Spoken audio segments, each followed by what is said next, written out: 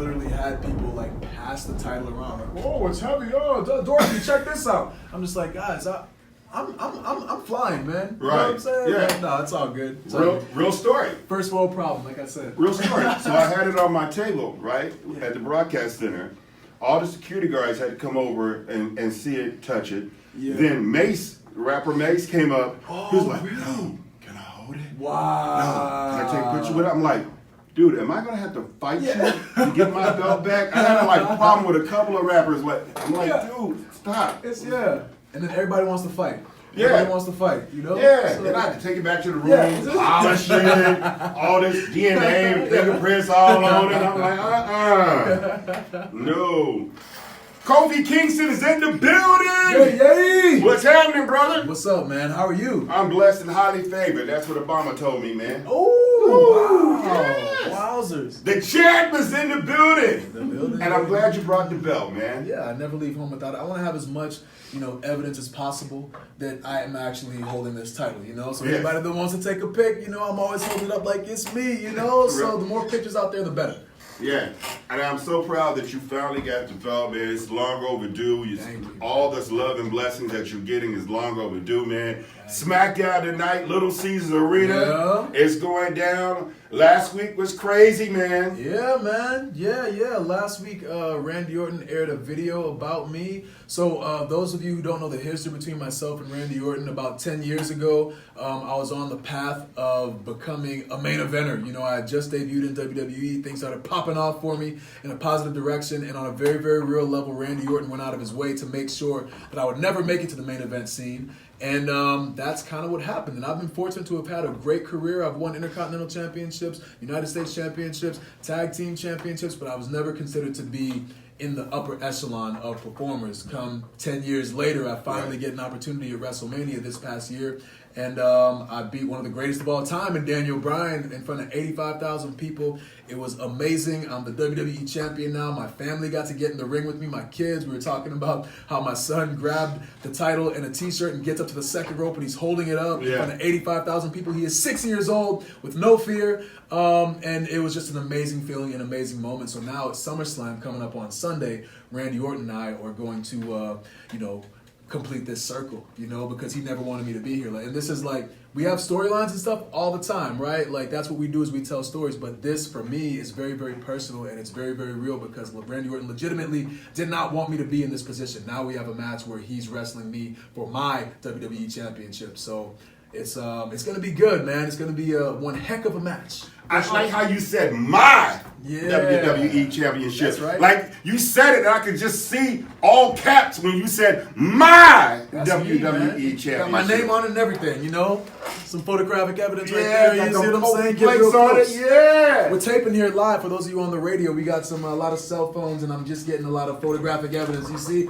get my name up there. Zoom in real close. It's on the title. It's a real nameplate, baby. So I'm assuming that Randy is going to feel the trouble in paradise. Yeah, hopefully more than once. You know what I'm saying? Yeah. For me, like I said, this is very, very personal. For anyone out there who has ever wanted to achieve something and has worked so hard to achieve that goal, only to be held down by somebody, only to have their legs cut out from underneath them, whether it be through politics or whatever. It's a very real thing. Happens in the workplace all the time, I'm sure.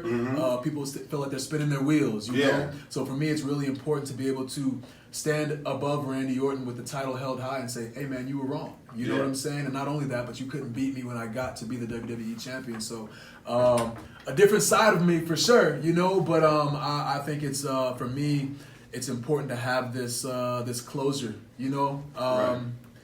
that I've gotten here in spite of the efforts that Randy Orton had against me. Since you've been in the game for a while, you've been working hard to get to this point. Yeah. During this time, was there any serious frustrations? Did you think about, man, maybe this is not for me, maybe I should do something else? Yeah, I mean, I got to the point, so I'm not really one to give up or to quit or whatever, but I learned through this whole experience to really work on what I can control. And the only thing that I can control is my performance in the ring. And anytime I'm given an opportunity, I try to knock it out of the park every single time. I can't control the booking or whatever match I'm going to be put on or where I am on the card or how much time I'm going to have for it. All I can control is being out there and doing what I do, you know, and making people have memories of me. And that's what I try to do every single time I went out there. So there was a point in time where like I was the guy who was going to come out, have a really good match and do some cool moves and then probably lose, you know, and watch, rinse, repeat for months, years at a time. And about 5 years ago, my tag team partners Xavier Woods and Big E approached me about New Day! That's what I'm talking about, man. And you know, we formed this this super group, you know, not to toot my own horn, but I like to refer to us as a super group. You know, we go out there, we have fun, we make sure that everybody who lays eyes on us has fun. We throw pancakes out to people, you know, we wear unicorn horns, bright colors, we go out there, dance. On occasion, if you get lucky, you might see your boy twerk. You know, I might give you the hips, you know, if you get lucky. But Detroit, I know, brings a lot of energy, so you guys might get some hips, whether that's going to invite people into the building or turn people away for better or for worse. I'm going to be out there doing my thing, and we're going to be having fun. You're in Detroit, so that's going to bring people out. People like to twerk here. Yeah. This is a twerk city. It is. Yeah. It is. We can call it twerk 313. Yeah. Matter of fact, we do hashtag twerk 313 day. Hey, there we go. Yeah. And you have brought so much positive energy into the building. It's a great look, man. Smackdown tonight. Now, who are we fighting tonight? Tonight, right now, I'm scheduled to go up against Dolph Ziggler and Samoa Joe in a triple threat match. But we'll see what happens. You know, all I know is that those guys are going to be in the building. Roman Reigns is going to be in the building. Now, Roman, real quick. Roman, is he okay? Yeah, I guess so. I didn't actually see what happened yesterday. Did he actually get hit by the car, or was it almost? Well, he literally almost got hit, but he jumped back in the car as the car hit the car. Wow. Yeah. Okay, so I hope he's okay. Okay. He's scheduled to be at SmackDown. If I know Roman, I mean, you know, he's a fighter, a guy who actually legitimately beat leukemia, you know. Yeah. So he should be in the building here tonight. But then last week he almost had like a scaffolding fall on him. Yeah. You know? So a lot of people are wondering, like, is it all related? Who knows? Come to the show and find out. You know who done it. What's going to happen tonight? I don't know. What could happen? In Detroit, anything can happen. Anything can happen in Detroit, man. Yeah. Smackdown tonight, Little Caesars Arena. Don't beat around the bush. Get your tickets. Get down there. No pun intended. Yes, it was actually. Kofi Kingston is in the building. Don't forget SummerSlam this Sunday.